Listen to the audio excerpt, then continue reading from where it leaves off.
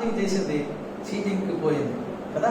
మీకు ఇంకో వ్యక్తి కోసం చూపిస్తాను. తీరా అని ఒక మంచి ఆడబిడ్డ ఉంటుంది, చిన్న బిడ్డ, యాకోబు ఒకదాని ముద్దుల కుమార్తె, లేయా కుమార్తె. ఆమె అంట ఆ దేశపు ఎవరన్నా చూడడానికి వెళ్ళిందట, ఎలా ఉంటారని. ఆ పిల్లలతో మాట్లాడేది చేసేది ఏమంటే వాళ్ళని చూస్తూ మాట్లాడుతూ చాలా చక్కగా మాట్లాడుతున్నారు, మీ దేశం ఇంత మంచిలోనే మాట్లాడుతూ అలాగ వస్తూ అక్కడికి ఏమైపోయిందంటే చీటింగ్ చేయబడింది. షేగేమ్ అనే వ్యక్తి భయం లేకుండా ఆమెను చాలా శోధనకు గురి చేశాడు. దేవుని బిడ్డలారా గమనించండి, ఇంకా అక్కడి నుంచి కొంచెం ముందుకు వస్తుంటే అనేక మంది ఇలాగా చీటింగ్ చేయబడ్డారు. సైతాను ఏం చేస్తాడంటే, నువ్వు మొట్టమొదటి దేవుని దగ్గరికి వస్తే వాడు చూస్తాడు, వాడికి బాగా తెలుసు దేవుని దగ్గర వచ్చినా నిన్ను ఎలా పడగొట్టాలని నీ వెనక్కి తిరుగుతూ ఉంటాడు. అందుకే బైబిల్ చెప్తుంది, మెలుగుగా ఉండండి, బీ విజిలెంట్. నువ్వు మెలుగుగా ఉండకపోతే ఒకదైనా మూల్యం చెల్లించుకుంటావు. మెలుగుగా ఉండడం నేర్చుకోవాలి. దేవుని బిడ్డలారా, మనం రాజ్యం పరలోక రాజ్యం మనం గ్రహిస్తే, మన పౌరసత్వం పరలోకాన్ని గ్రహిస్తే మనం మెలుగు కలిగి ఉండాలి. అర్థమైందండి? మనకు మెలుగు లేకపోతే మనం శోధన గురవుతాం. ఇలాగ శోధన గురైన వాళ్ళు ఏమవుతారంటే ఆఖరికి దేవుని నుంచి దూరం అయిపోతారు. అటువంటి వ్యక్తిని లేక 2-3 వ్యక్తులు మీ ముందుకు తీసుకొస్తారు. చాలా జాగ్రత్త గమనించండి. వాళ్ళు ఎలా స్టార్ట్ చేశారంటే అద్భుతంగా స్టార్ట్ చేశారు, కానీ ఎలా దిగజారిపోయారంటే వారు చీటింగ్ చేయబడ్డారు అపవాది చేత. నెమ్మదిగా ఒకదాని తర్వాత ఒకటి. గమనించండి, ప్రభువులోకి వచ్చిన తర్వాత, రక్షించబడిన తర్వాత మనం ఒక్కసారి పడిపో, ఒక్కసారి దేవునికి దూరస్థమైపో, నెమ్మదిగా దూరస్థం అవుతాం. అర్థమైందండి? ఒక్కొక్క పాపం తర్వాత ఇంకొక పాపం దానికి కొంతకాలం ముందు యాడ్ అవుతుంది, ఇంకో పాపం కొంతకాలం ముందు యాడ్ అవుతుంటుంది. ఇలా యాడింగ్ అయ్యి ఫైనల్కి వచ్చేటప్పటికి కొంతకాలం పూర్తిగా దేవునికి దూరస్థం అయిపోతాం. ఆయన చెప్పాడు, వేడి నీటిలో కానీ ఒక కప్పని వేస్తే అది ఎగిరిగిద్ద పారిపోతుంది. కానీ ఆ కప్పని మంచినీటిలో చల్లటి నీటిలో పెట్టి నెమ్మదిగా వేడి చేస్తే ఆ వేడే కొంత అక్కడ నుంచి చచ్చిపోతుంది. అలాగే పాపం కూడా కొద్ది కొద్దిగా నీళ్ళు వస్తుంది. పర్వాలేదు, దీనికి ఏముంది, అలాగే చెప్తారు లేదు, వాక్యం అలాగే చెప్తుంది. అంత ఖచ్చితంగా ఉండాలండి, అంత నిజాయితీగా ఉండాలా, అంత ముక్కుసూటిగా ఉండాలా, నేనేం పరిశుద్ధున్నా, బైబిల్లో ఉన్న ఆ యొక్క మహాపరిశుద్ధులను మనమా మోసేలంటా చిన్న జరుగుతూ ఉంటాయి. దేవుని బిడ్డలు గమనించండి, దేవుడు పిలిచినప్పుడు ప్రతి ఒక్కరు కూడా మోసేలా ఉండాలని పిలుస్తారు. దేవునికి ఇష్టం. అర్థమైందండి? అంతేగాని మోసే కాలి గోరుగా నువ్వు ఉండాలని పిలవడు నిన్ను. ఎందుకంటే రేపు నువ్వు మోసే దగ్గరికి వెళ్ళి పరలోకంలో కూడా సహోదరుని పిలుస్తావు. అంతేగా ఇక్కడ మోసే నాకు చాలా దూరస్తుడు అనుకుంటే అక్కడ కూడా దూరస్తుడు అవుతాడా? కూడా కదా. కనుక ప్రతి ఒక్కరు పిలిచినప్పుడు దేవుడు ఆ పిలుపుతో పిలుస్తారు. కానీ నువ్వు మోసేలాగా ఈ భూమి మీద జీవిస్తాను నేను చెప్పను. కానీ నమ్మకత్వం మాత్రం మోసకుండే నమ్మకత్వం ఉండాలి. విశ్వాసం, అపోస్తలులకు విశ్వాసం ఉండాలి. అపోస్తల గొప్ప కార్యం మనం చేయకపోయినా ఆ విశ్వాసం ఉండాలి. వాళ్ళ విశ్వాసం ఏంటంటే యేసుక్రీస్తు ప్రభు రక్షకుడు, యేసుక్రీస్తు ప్రభు నా కొరకు ప్రాణం పెట్టాడు, యేసుక్రీస్తు ప్రభు నా కొరకు ఆయన మరణాన్ని చేసి తిరిగి లేచాడు, ఆయన త్వరగా వస్తున్నాడు, వచ్చినప్పుడు ఆయన దగ్గరికి వెళ్తాను నేను. అందుకే నేను పాపం చేయను. అది అపోస్తలుల యొక్క నిర్ణయం. ఆ నిర్ణయం మనం కాపాడుకోవాలి. అంతేగాని అపోస్తలు గొప్ప కార్యాలు చేశారు, వాళ్ళు గుడ్డి వాళ్ళు బాగు చేశారు, తెచ్చుకొని లేవనెత్తారు, నేను కూడా అనలేదు. అది నీకు ఇవ్వలేకపోవచ్చు పరిస్థితి, కానీ విశ్వాసం మాత్రం అందులో ఉంటాయి. హల్లెలూయా. నాకెంత విశ్వాసం, మీకు కూడా అంతే విశ్వాసం కదండి. ఒకవేళ విశ్వాసం డిఫరెంట్ ఉంటే యేసు ప్రభు నాకు దేవుడిగా ఉంటాడు, తండ్రిగా ఉంటాడు, మీకు ఆయన దేవుడిగా మాత్రం ఉంటాడు, తండ్రిగా ఉంటాడు. మనందరికీ తండ్రి ఒక్కడే. హల్లెలూయా. అందుకే ఆయన నేర్పించాడు, పరలోకమందున మా తండ్రి అంటే అర్థం ఏంటి? మనందరం కూడా ఈక్వల్. కనుక మనం వాళ్ళతో కంపేర్ చేసుకోకూడదని అనకూడదు, వాళ్ళతో ఎక్కడ కంపేర్ చేసుకోకూడదు. వారు పరిచర్య కంపేర్ చేసుకోకండి, వారి పిలుపు వేరే, పరిచర్య వేరే. కానీ విశ్వాసం అందరికీ ఒకటే, పిలిచిన పిలుపు ఒకటే. అంత మాత్రం కాదు, మనను ఆయన రక్తంలో కడిగిన వాడు ఒక్కడే, ఆయన యేసుక్రీస్తు ప్రభు. దేవునికి స్తోత్రం. ఎంత బ్యూటిఫుల్ గా ఉంది, ఎంత సంతోషమైన వర్తమానం. కనుక మనం చాలాసార్లు మనం కించపరచుకోవడం మాత్రం కాదు, మనం కించపరచుకోవడం కాదు, మనం చీటింగ్ చేసుకుంటున్నాం. That's called deception. ఈ డిసెప్షన్ చేసుకున్న వ్యక్తిని మీ ముందు తీసుకొస్తాను కనుక ఒక 7 విషయాలు ముందు చెప్తాను. ఆ వ్యక్తిలో ఉన్న 7 విషయాలు. స్టార్టింగ్ లో చాలా బాగుంటారు ఆ వ్యక్తులు, అర్థమైందండి. కానీ they forgotten their olden days. ప్రభువులోకి వచ్చిన తర్వాత, అందుకే ప్రభు అంటారు ఆ సంఘాన్ని రాస్తూ, లవోదియ సంఘానికి, ఎఫెసీ సంఘాన్ని రాస్తూ మొదటి సంఘానికి, నీ మొదటి ప్రేమ లాస్ట్ యువర్ ఫస్ట్ లవ్. నీ మొదటి ప్రేమను విడిచిపెట్టావు. They forgotten their olden days. ప్రభువులోకి వచ్చినప్పుడు ఎంత ఆసక్తి అండి, ఎంత సంతోషం. అయ్యగారు మా ఇంట్లో ప్రార్థన పెట్టండి, అయ్యగారు మా ఇంటికి రండి, మీరు వచ్చి మీరు చక్కగా వాక్యం చెప్పాలండి, అయ్యగారు మా పిల్లల కోసం ప్రార్థన చేయండి, అయ్యగారు నేను అరగంట, గంట, 2 గంటలు ప్రార్థన చేసుకుంటున్నానండి, స్త్రీలుగా మేము కూడుకుంటున్నామండి, ప్రతి బుధవారం శుక్రవారం కూడుకుంటున్నామండి, బైబిల్ చదువుతూ ఉన్నామండి, రోజుకి 5 అధ్యాయాలు చదువుతున్నాను. ఏమైపోయింది ఇప్పుడు? Last your first. నేను తీయాలి చదువుతున్నప్పుడు మా మాస్టర్ గారు ఒకటి చెప్పారు, నేను చాలా సంతోషపడ్డాను. ఆయన మొదటి ప్రేమ కోసం చెప్తూ ఆయన ఒక మాట చెప్పాడు. మొదటి ప్రేమ కోసం నేను పూర్తిగా మీకు చెప్పలేకపోయినప్పటికీ ఒక అర్థవంతమైన విషయం మీకు చెప్తాను అన్నాడు ఆయన. చెప్పండి అన్న. పెళ్ళి అవుతుంది, భార్య భర్తలు ఎంతో అన్యోన్యంగా ఉంటారు. ఇంకా బిడ్డలకి పుట్టలేదని చాలా అన్యోన్యంగా ఉంటారు. భార్య ఎప్పుడు భర్త వస్తావా అని ఎదురు చూస్తుంటారు. భర్త ఎప్పుడు పని ముగించుకున్నా ఇంటికి వెళ్ళిపోదాం చూస్తూ ఉంటాడు. ఇంకా వాళ్ళు ఆ పెళ్ళైన కొత్తలో వాళ్ళే లోపం, ఇంకా ఎంతో ఆనందిస్తూ ఉంటారు, సంతోషిస్తూ ఉంటారు. కానీ ఒక దినం వారికి బిడ్డ పుడతాడు. ఆ బిడ్డ పుట్టిన తర్వాత ఆ బిడ్డ పెరుగుతున్న కొద్ది భార్య కొన సగం ప్రేమ బిడ్డ మీద పోతుంది, సగం ప్రేమ భర్త మీద ఉంటుంది. ఎందుకంటే బిడ్డను సంరక్షించాలి. ఇప్పుడు నెగ్లెక్ట్ చేస్తూ ఉంటుంది. వాస్తవానికి అది అవసరమే, ఎందుకంటే మరి ఆ సమయంలో బిడ్డ కావాల్సినవి కూడా చేయాలి, భర్తకి ఏమీ సమకూర్చుకోలేదు. ఇంకా ఇంకో బిడ్డ పుట్టాడు అనుకోండి, ఇంకా నెగ్లెక్ట్ అవుతుంది. ఇంకో బిడ్డ పుట్టాడు, ఇంకా నెగ్లెక్ట్ అవుతుంది అని చెప్పినప్పుడు నేను ఆశ్చర్యపోయాను. నిజమే, అంటే ఆ లవ్ ఏమైంది? స్కాటర్ అయింది. అలాగే గమనించండి, దేవుణ్ణి మనం మొట్టమొదటి వచ్చి మనం ప్రేమించినప్పుడు 100% ప్రేమిస్తుంటాం. ఆ తర్వాత ఏమవుతుందంటే ఒక్కొక్కటి లోకాశలో మనకు వచ్చినప్పుడు బ్రేకింగ్ ఉంటుంది. కొంత ప్రభువుని ప్రేమిస్తుంటాం, చర్చకు వస్తాం, దృష్టి బాగా ఇస్తాం, రైతులాట చెప్తాం, బదలు సమీపిస్తాం. కానీ ఆ మొదటి 100% ఉండదు. ఎందుకంటే కొన్ని మనలో ప్రవేశించింది కదండి. మన ప్రియమైన స్నేహితులు ఎక్కువైపోతాడు కదండి, మనకు అవి ఎక్కువైపోతుంటాయి, వాళ్ళతో వీళ్ళతో ఎక్కువసేపు చాటింగ్ చేస్తుంటాం. నెమ్మదిగా ఒక్కొక్కటి మనలో ఎంటర్ అవుతుంటుంది. దీంతో పాటు ఆ ఫ్రెండ్స్ చెప్పే మాటలకు మనలో ద్వేషాలు పెరుగుతూ ఉంటాయి. మీకు ద్వేషాలకు వస్తే తెలిసిందా? మీ స్నేహితుల వల్లే. మీరు అసలు ఎందుకు పడుతుంది తెలిసిందా? మీరు ఇతరులు చూస్తున్నారు కనుక. మీకు కోపం ఎందుకు వస్తుంది తెలిసిందా? మీరు అనుకుంది వాళ్ళు ఇష్టపడరు కనుక. చాలాసార్లు ఇవన్నీ మనకి ఎంటర్ అవుతున్నప్పుడు మన దగ్గర నుంచి ఈ దేవుని ప్రేమ దొంగిలించేస్తుంది. ఆ దేవుని ప్రేమ కొద్ది కొద్దిగా దూరం అయిపోతుంది. మనకు ఆఖరి ఏంటంటే అంతవరకు 100% ఉండే దేవుని ప్రేమ ఇప్పుడు 5% లేకపోతే 2% చేరుతుంది. దేవుని ప్రేమిస్తున్నామండి, కానీ ఏమైపోతుంది? వి ఫర్గాటెన్ అవర్ ఫస్ట్. కనుక నేను చెప్పే వ్యక్తి అతను తన పాత దినాలు మర్చిపోయాడు. ఆ తర్వాత అతను ఎప్పుడైతే పాత దినాలు మర్చిపోయాడు, ఈ బికమ్ అరగెన్స్ వస్తుంది కదా.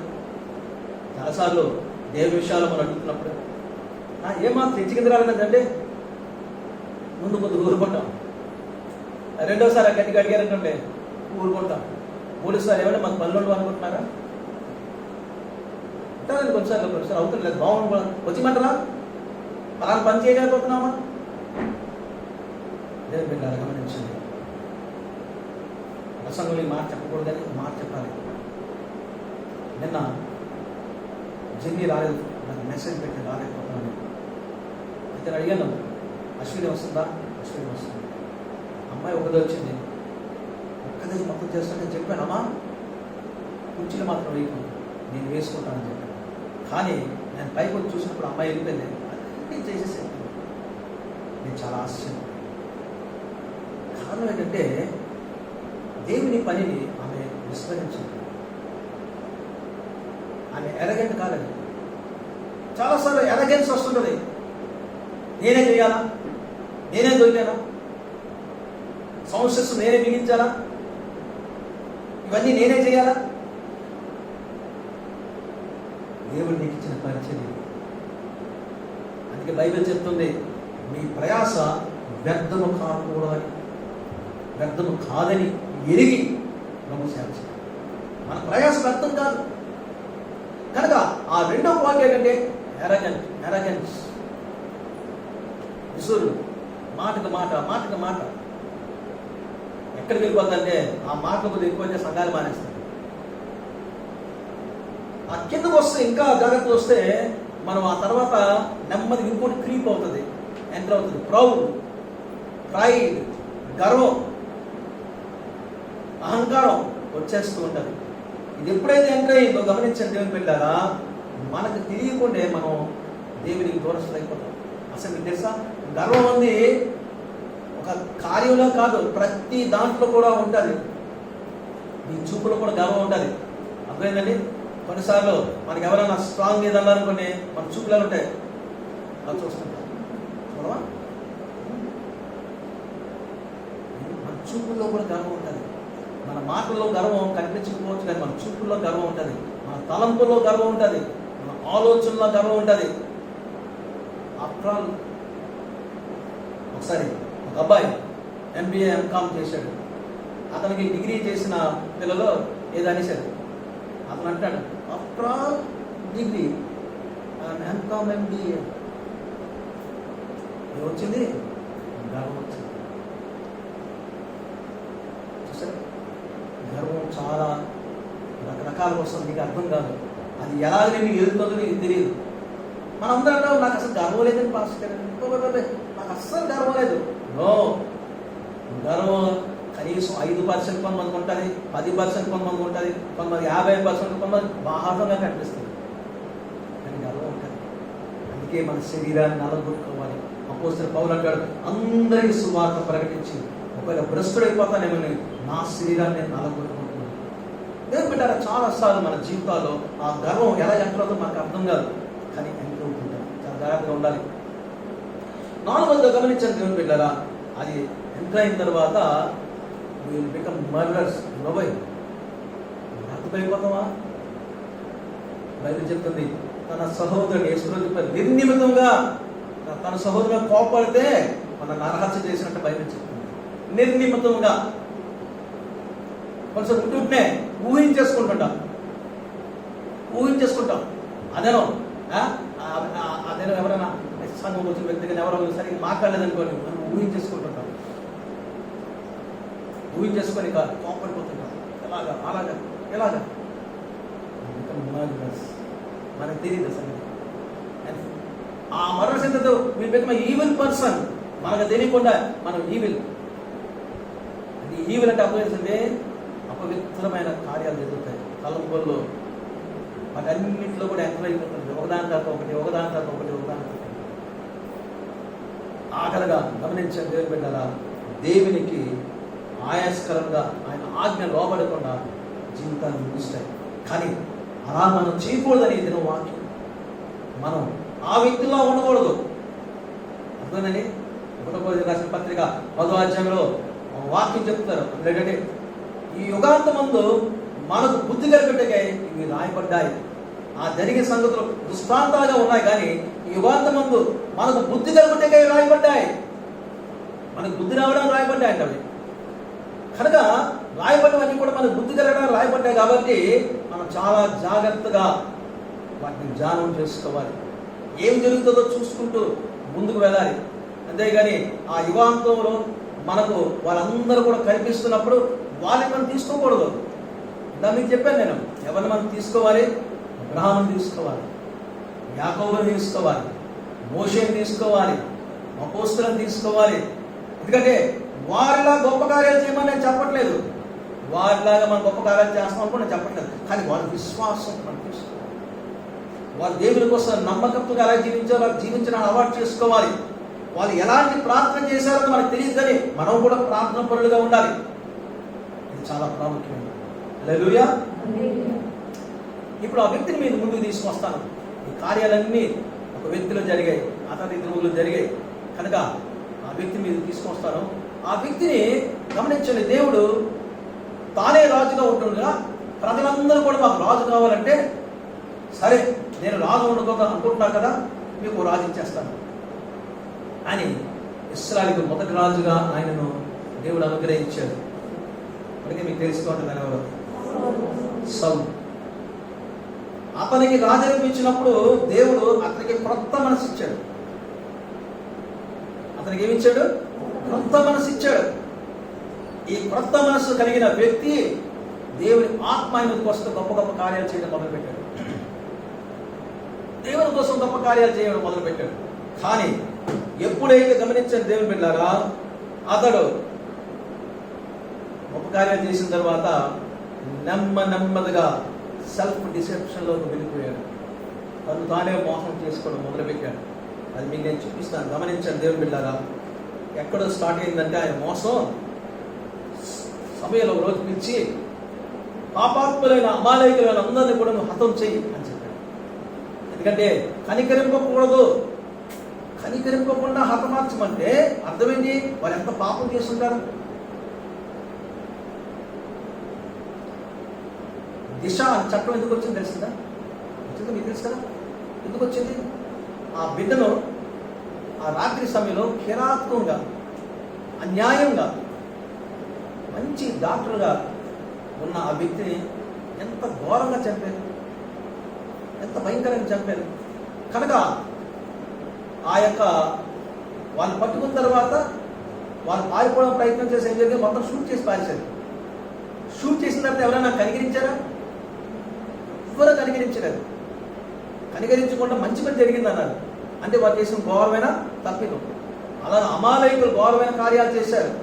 వాళ్ళు ఏం చేసేవారంటే ఇశ్రాయేలు అందరూ కూడా బయలుదేరి వెళ్ళిపోతుంటే ఆ ఇశ్రాయేలుతో ఆ సైనికులతో పెద్ద పెద్ద వాళ్ళతో పరిగెట్టలేక ముసలి వాళ్ళని చిన్నపిల్లల్ని వెనక్కి వదిలేసేసేవారు. ఈ ముసలి వాళ్ళని పట్టుకొని చిన్నపిల్లలు నెమ్మదిగా పుట్టుకుంటూ ముసలి నెమ్మదిగా నడుచుకోరు. అంటే 80 సంవత్సరాలు 90 సంవత్సరాలు నెమ్మదిగా వస్తుంటే వీరికి వారికి మధ్యన కొంత దూరం గ్యాప్ ఉండేది.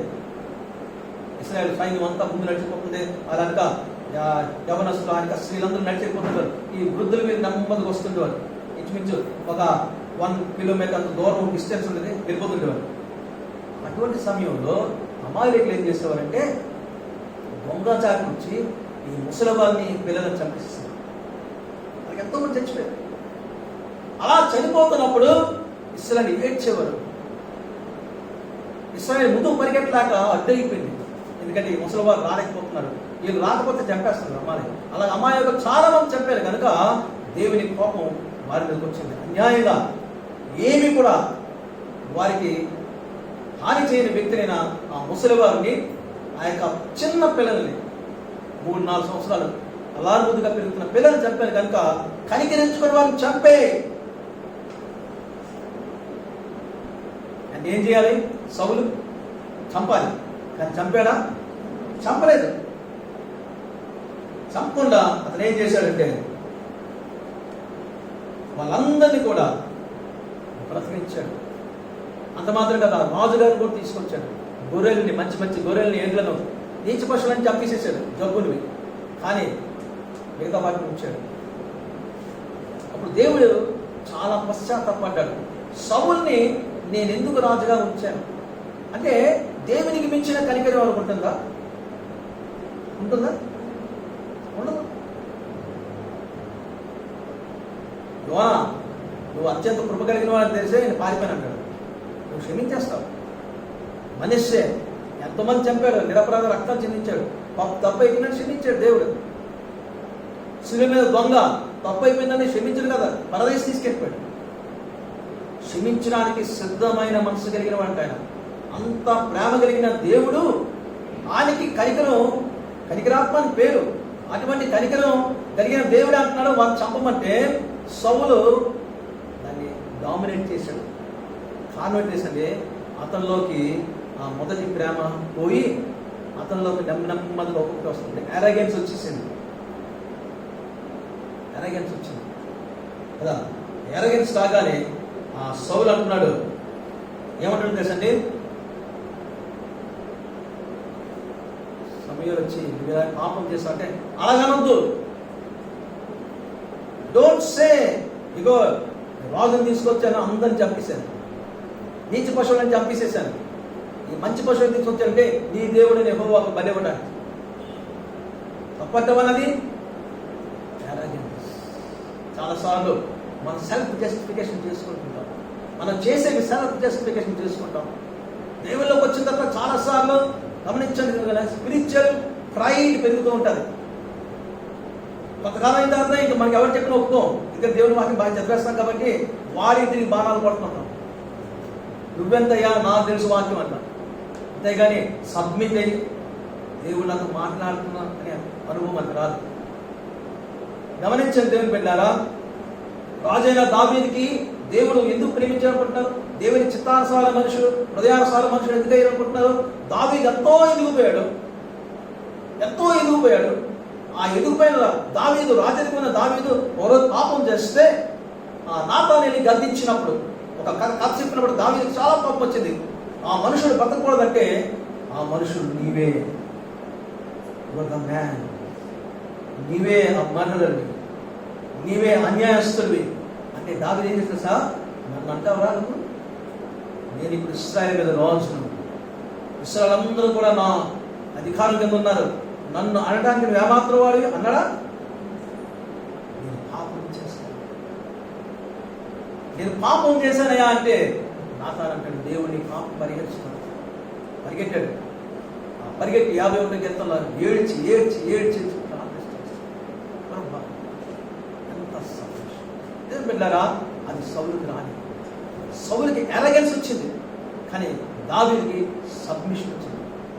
కనుక చాలాసార్లు మన జీవితాల్లో అర్థం కావడం, ఒకదానితో ఒకటి నెమ్మదిగా ఎంటర్ అయితే మన జీవితాన్ని సర్వనాశనం చేస్తాం. సౌలు అంటున్నాడు అలాగనొద్దు, నేను చాలా మంచి కార్యాలు చేశాను, చాలా మంచి పనులు చేశాను, ఇవన్నీ ఎవరి కోసం? దేవుడి కోసమే కదా. చాలాసార్లు ఏమంటే ఒక ఆయన లాటరీలు వేసేవాడు అంటారు. ఎవరు చెప్పారు, అయ్యా లాటరీలు తప్పయ్యా అంటే, ఎందుకు తప్పు? లాటరీ వస్తే దేవుడికి మందిరం కట్టిస్తాను, లాటరీ వస్తే దేవుని ప్రజలకు చక్కటి నేను సేవ చేస్తానేవాడు. ఇదే ప్రభావం, డిసెప్షన్. అక్కడికి లాటరీ మొత్తానికి కుదిరింది. కొందరు గమనించండి దేవుని బిడ్డలారా, వాళ్ళు ఏదనుకుంటారో అదే కరెక్ట్ అనుకుంటారు. కొందరు వారు ప్రార్థన చేస్తే వారు ప్రార్థన మించిన ప్రార్థనకి ఎవరు చేయలేరు అనుకుంటారు. Self deception. గమనించండి దేవుని బిడ్డలారా, చాలాసార్లు మన జీవితాల్లో ఈ తప్పు చేస్తూ ఉంటాం. ప్రైడ్ లేక ప్రౌడ్ మనకి ఎంత అవుతూ ఉంటుంది. వీళ్ళలోకి ప్రౌడ్ వచ్చేసింది. ఇప్పుడేమొచ్చిందంటే నేనే రాజును, నా ముందు ఇంకెవరు లేరు అనుకున్నాడు కదండి. అనుకున్న వ్యక్తి ఏం చేశాడంటే దేవుడు ఫిలిస్తీన్లు తీసుకొచ్చాడు యుద్ధానికి. ఆ ఫిలిస్తీన్లు యుద్ధం చేయడానికి వస్తే సౌలు ఎక్కడున్నాడు? వెనకనున్నాడు. రాజుగారు ఎక్కడ ఉండాలి? సైన్యమునకు ముందు నడుస్తున్న రాజు అని సామెత గ్రంథం ఉంటుంది. సైన్యానికి ముందు నడవాలి రాజు, సైన్యానికి వెనక ఉండకూడదు. అర్థమైందండి? నాయకుడు ముందు నడిపించాలి, నడిపించేవాడు నాయకుడే కదా. ఇప్పుడు సౌలు వెనకనున్నాడు, ముందు అందరూ వెళ్తున్నారు. ఎందుకు? దేవుని నుంచి దూరం అయిపోయాడు. అంతకుముందు అతడు దేవుని ఆత్మ పొందుకున్నప్పుడు అందరికంటే ముందు నడిపించేవాడు, కానీ ఇప్పుడు వెనకకు వెళ్ళిపోయాడు. కారణం ఏంటంటే ఆయన ఎరగెన్స్ పెరిగింది, ఆయనలో ప్రౌడ్ వచ్చేసేసింది. ఇప్పుడు ఏం చేశాడంటే ఆ కార్యాలను చూసిన తర్వాత వెనక నుండి భయపడిపోతున్నాడు.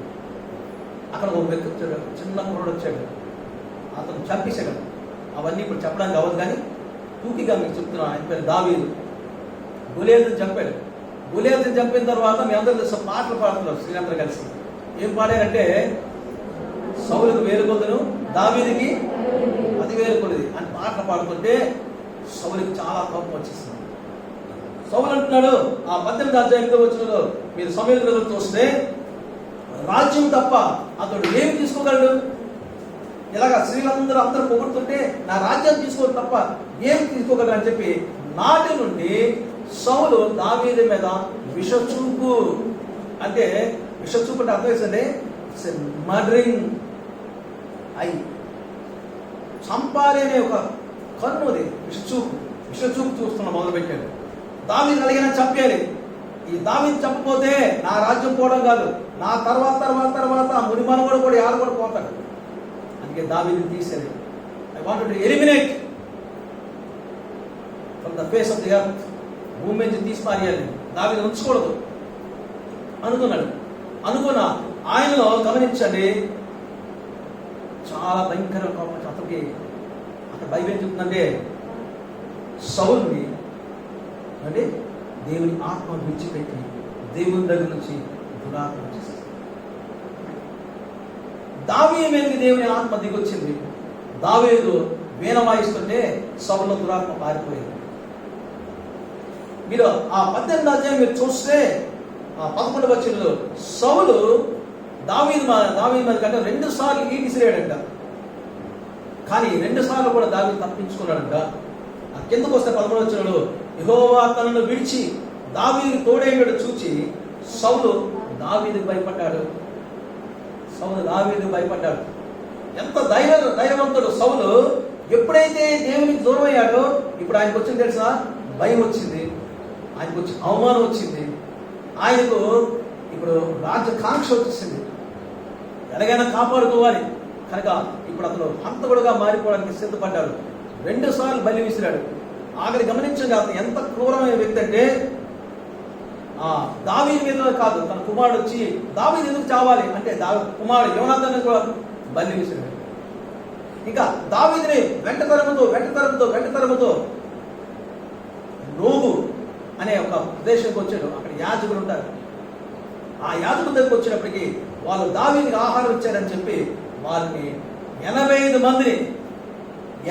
మంది ఎఫోదు ధరించుకునే యాజకులు, అంటే దేవునికి పరిచర్య చేస్తున్న యాజకులు, దేవుని సన్నిధిలో వారు నిరంతరం దేవునికి అర్పణలు అర్పించే ఆ 85 మంది ఎఫోదు ధరించుకున్న వారందరినీ కూడా చంపించేశాడు. దోయాగను ఒక ఇష్మాయేలు కనికరం లేకుండా 85 మందిని నరికి మూగలు పొగిలేసేశాడు. Become murder. కారణం ఏంటంటే సెల్ఫ్ డిసెప్షన్. ఏంటి సెల్ఫ్ డిసెప్షన్? నాకు రాజ్యం ఉండాలి, నేనే రాజుగా ఉండాలి. ఇంకా అక్కడ నుంచి దావీదు అతను వెంటతరం మొదలుపెట్టాడు. ఒకసారి తన యొక్క కుమారుడు అడిగితే నేను మరణశిక్ష విధించానని చెప్పాడు. కానీ అబద్ధం. ఎప్పుడైతే దావీదు వచ్చాడో ఆ దావీదు మళ్ళీ బలి విసిరాడు, మళ్ళీ పారిపోయాడు దావీదు. ఇప్పుడు గమనించండి దేవుని బిడ్డలారా, సెల్ఫ్ డిసెప్షన్ నుంచి ఎక్కడికి వెళ్ళిపోయాడంటే డెలిబరేట్ డిసెప్షన్ పోయాడు. అంటే ఉద్దేశపూర్వకంగా మోసం చేయడం మొదలుపెట్టాడు, ఉద్దేశపూర్వకంగా మోసపోయడం మొదలుపెట్టాడు. దావీదు ఎక్కడ కనిపిస్తే అక్కడ ఎక్కడం మొదలుపెట్టాడు. నాకు ఒక 24 అధ్యాయంలో చూస్తే 23 అధ్యాయం 14 చూస్తే 23:7 వచనంలో 1 సమూయేలు గ్రంథంలో ఉండేది. దావీదు ఒక దగ్గరికి వచ్చినప్పుడు ఇనపగడిలో అడ్డుగడిలో ఉన్న స్థానంకి వచ్చాడంట. అమ్మ దొరికాడు దావీదు అనుకున్నాడంట. దావీదు దొరికాడు చంపేస్తా అనుకోలేదు. ఏమనుకుంటున్నాడు అంటే దేవుడు అతను నా చేతికి అప్పగించాడు అనుకుంటున్నాడు. ఎంత ఉద్దేశపూర్వకమైన మోసం. దావీదుని దేవుడు అప్పగించట్లేదని అంతకుముందు భయపడిన వ్యక్తి, దావీదుని దేవుడు అభిషేకించాలని తెలుసుకున్న వ్యక్తి ఇప్పుడు అంటున్నాడు దావీదు దేవుడు నాకు అప్పగించాడు అనుకుంటున్నాడు. కానీ దావీదు తప్పించేసుకున్నాడు. కిందనే ఉంటుందంటే మీరు 23 అధ్యాయం 14 వచనంలో చూస్తే సౌలు అనుదినం అతను వెతికినను దేవుడు సౌలు చేతికి అతన్ని అప్పగించలేదు. అనుదినము వెతికినను సౌలుకు దేవుడు దావీదును మరణము తప్పించుట దేవుని బిడ్డలారా చాలా గమనించండి. Become murderer and become evil man. ఎంత ఈవిల్ గా మారిపోయండి గమనించండి. మీరు చూస్తే మీరు ఆ 28 అధ్యాయంలో చూస్తే 7వ వచనంలో దావీదుతో దేవుడు మాట్లాడి మానేశాడు. సమూయేలు దూరం అయిపోయాడు. సౌలుతో దేవుడు మాట్లాడి మానేసేసాడు. సమూయేలు దూరం అయిపోయాడు. ఎవరు కూడా సౌలు దగ్గరికి వెళ్ళటం లేదు. కారణం ఏంటంటే అతడు పిచ్చోడు అయిపోయాడు, అతడు దురాత్మతో పట్టిస్తున్నాడు అయిపోయాడు. కనుక ఇప్పుడు అతనితో ఎవరు మాట్లాడడానికి ఇష్టపడడం లేదు. Evil man. ఎంతవరకు వెళ్ళిపోయింటే ఆయన మోసం ఎక్కడికి వెళ్ళిపోయిందంటే ఈ రెండు కలిసిపోయి, సెల్ఫ్ డిసెప్షన్ కలిసిపోయింది, డెలిబరేట్ కలిసిపోయి గ్రేట్ డిసెప్షన్ వెళ్ళిపోయాడు. ఘోరమైన మోసంలో పోతున్నాడు. దేవుని విసర్జించేసేసాడు. ఏ దేవుడైతే ఆయనకి రాజ్యం ఇచ్చాడు, ఏ దేవుడైతే శిరస్సుగా ఉంచాడు చూసారా. అందుకే ఆ సమయంలో వచ్చినప్పుడు ఒక మాట చెప్తాడు. అతను తన ప్రార్థనలు మర్చిపోయినప్పుడు ఆ 15:7 నీ దృష్టికి నీవు అల్పుడుగా ఉన్నప్పుడు ఇశ్రాయేలు గోత్రాలకి శిరస్సుగా ఉంచాడు దేవుడు. మర్చిపోయాడు, అవన్నీ మర్చిపోయాడు. అనుకుంటున్నాడు నేనే రాజును, నేనే సంపాదించుకున్నాను, ఐఎమ్ ద కింగ్. ఎలా మొదలుపెట్టి ఎక్కడికి పోయాడంటే గమనించండి.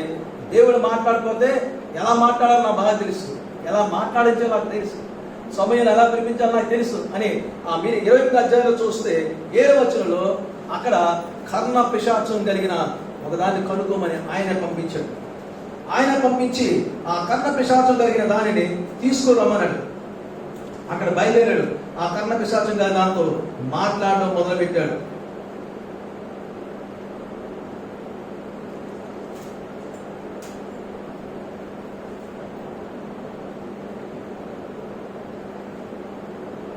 ఏడవ వచనం చూడండి 28. అప్పుడు సౌలు నా కొరకు మీరు కర్ణ పిశాచం గల ఒక స్త్రీని కనుగొనడి, నేను పోయి ఎంత గౌరవం. నేను పోయి అసలు నువ్వు ఎక్కడికి వెళ్ళాలి? దేవుని మందిరానికి వెళ్ళాలి. నువ్వు ఎక్కడికి వెళ్ళాలి? దేవుని సన్నిధికి వెళ్ళాలి. నువ్వు ఎక్కడికి వెళ్ళాలి? దేవుని ప్రవక్తల దగ్గరికి వెళ్ళాలి. నువ్వు ఎక్కడికి వెళ్ళాలి? దేవుని పాదాల దగ్గరికి వెళ్ళాలి. కర్ణ పిశాచం కదా ఒకటి కనుగొనండి. నేను పోయి ఏం చేస్తానంటున్నాడు? అక్కడికి వెళ్ళి దాని చేత విచారం చేస్తానంటాడు. ఎంత బాగుంది. దాన్ని నేను పోయి దాని చేత విచారం చేస్తాను. శాఖలాగా కర్ణ పిశాచం తీసుకొచ్చాడు. గమనించండి. దాని ప్రతిఫలంగా మీరు చూస్తే 30 అధ్యాయం 31 అధ్యాయం చూస్తే అక్కడ చాలా భయంకరంగా ఏం జరుగుతుంది. 3వ వచనం సౌలును అతని కుమారులను తరుముతో యోనాతాను అభినాదాబు మెల్కీషోవాను సౌలు యొక్క కుమారులను హతము చేసి యుద్ధంలో సౌలు ఓడిపోవచ్చుండగా అతడు అంబులు వేయి వారి కంటబడి వారి చేత బహు గాయములు నొందెను. అంబులు వేయవారు, బాణాలు వేసేవారు, వారి చేత గాయాలు బాణాలతో పడుతున్నాయి, గాయాలు అయిపోతున్నాయి. అసలు చరిత్ర చెప్తుంది అతనికి ఒంటి నిండా ఇంచుమించు పొడిచారు. ఎందుకు సార్? కర్ణ పిశాచం. యెహోవాను విసర్జించే వారికి శ్రమలు విస్తరిస్తాయి. చాలాసార్లు మనం చెప్తుంటే అక్కడికి వెళ్ళదు. అన్నిదైన ఆచారాలు మనకు వద్దు. వెళ్ళకపోతే బాగుంటుంది. మా బంధువులండి, నీకేం తెలుస్తుంది? నేను చెప్పాడని చెప్తారండి కొనిపెట్టి మంచి. మా బంధువుల దగ్గరికి వెళ్ళకపోతే ఎలాగవుతుంది? వారు దేవుని విరోధాన్ని పెళ్లి చేసుకున్నా పర్వాలేదు, వెళ్ళాలి. మేము వారికి ఏమైనా జరిగితే వెళ్ళాలి. కారణం ఏంటంటే బంధువులు అక్కడ జరిగే తొంతంతా కూడా నిర్వర్తించాలి. ఎందుకంటే బంధువులు. నువ్వు ఎక్కడికి వెళ్తున్నావు? కర్ణ పిశాచం గల దాని దగ్గర. నీకు తెలిసినా తెలియకపోయినా indirectly your going to evil. నువ్వు అనుకుంటున్నావు నీ బంధువుల్ని సంతోషపరుస్తున్నాని, నువ్వు అనుకుంటున్నావు నీ యొక్క స్నేహితులు సంతోషపరుస్తున్నాని. అల్టిమేట్ గా ఎవరు సంతోషపరుస్తున్నా సార్? సైతాన్ని సంతోషపరుస్తున్నా. అల్టిమేట్ గా నువ్వు దేవునికి దూరం అయిపోతున్నావు. గమనించండి దేవుని బిడ్డలారా, చాలా శోచనీయము, దౌర్భాగ్యం. కనుక దేవుడు సౌలును అప్పగించేశాడు. మరణము తప్పించడం యెహోవా వశము. మరణము తప్పింపకుండా కూడా యెహోవా వశమే. మరణాన్ని అప్పగించకుండా చేయాలి కూడా ఆయనే, మరణానికి అప్పగించేవాడు కూడా ఆయనే. ఆవును మరణానికి అప్పగించాడు దేవుడు. ఇప్పుడు సౌలు అప్పగిస్తే బాణాలు పెట్టి కొడుతున్నాడు. ఒక బాణం వచ్చి గుచ్చుకుంటుంటే ఆ బాధ బహుగా బాధపడ్డాడు అని అంటారు. జీవితంలో ఎప్పుడు కూడా అంత బాధ అనిపించలేదు. ఆఖరికి ఆయన చనిపోయాడు.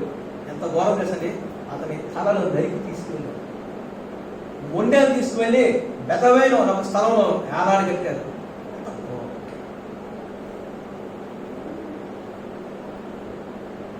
ఆ మొండేలు ఏలాడుతున్నాయి. సౌలు మొండెం, కొడుకులు మొండాలు. ఇదిగో సౌలు తనకాయ ఎక్కడ తనకి. దావీదు ఆ గొలియాతును చంపి తల పట్టుకుని వెళ్ళాడు. ఇప్పుడు గమనించండి, ఫిలిష్తీయులు తిరిగి సౌలును తన కుమారులను తల ఛేదించి అక్కడ వేలాడి కట్టాడు. ఆ బొమ్మల దగ్గర పెట్టి తీసుకెళ్ళాడు. ఎంత ఘోరం! నీవు చేయవలసిన పని వాళ్ళు చేశారు. కారణం చేసిందా? Great deception. ఘోరమైన మోసంలో చిక్కుబడిపోయాడు. సెల్ఫ్ డిసెప్షన్, తర్వాత ఏంటండి? Deliberate deception. స్వీయ మోసం, ఉద్దేశపూర్వకమైన మోసం, ఈ రెండు కలిసిపోయి గ్రేట్ డిసిప్లిన్, భయంకరమైన మోసంలో వెళ్ళిపెడతాం.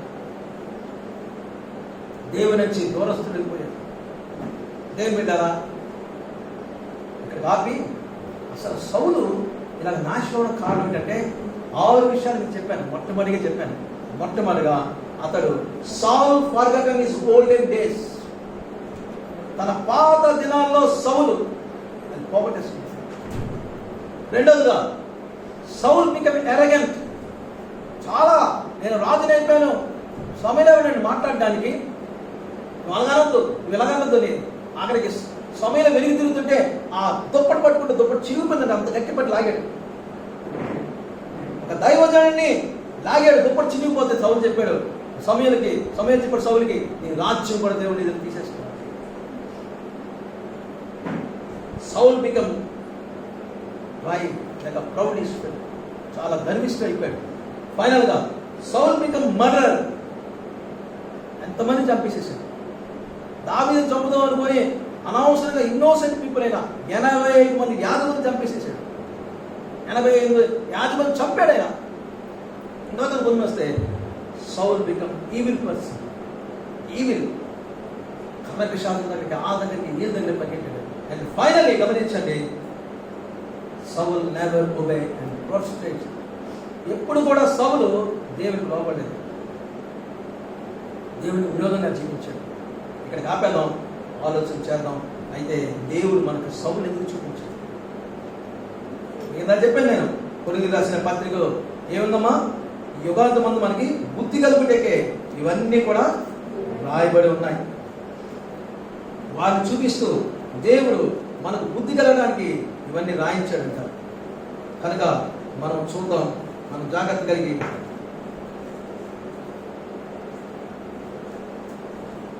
మీరు 10-11 చూస్తే 1 కొరింథీయుల పత్రిక, ఈ సంగతులు దృష్టాంతముగా వారికి సంభవించి యుగాంతమందున మనకు బుద్ధి కలుగుటకే రాయబడింది.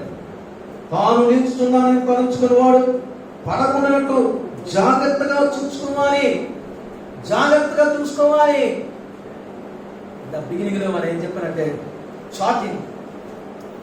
ఏమైంది మా చాటింగ్?